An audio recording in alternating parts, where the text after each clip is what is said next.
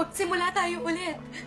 Baka naman pag itago natin yung relasyon natin, mas matatahimik tayo. Itago?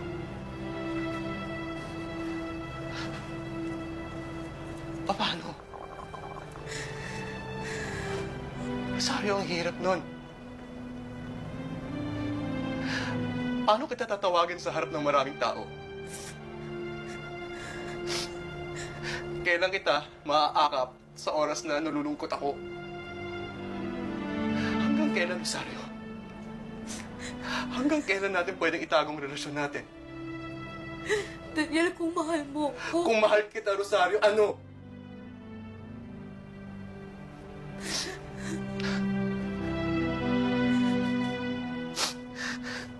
Alam mo, sinasabi ko sa akin noon na kapag dumating ang panahon na mangyari mga kinatatakutan ko, ako ang pipiliin mo di ba?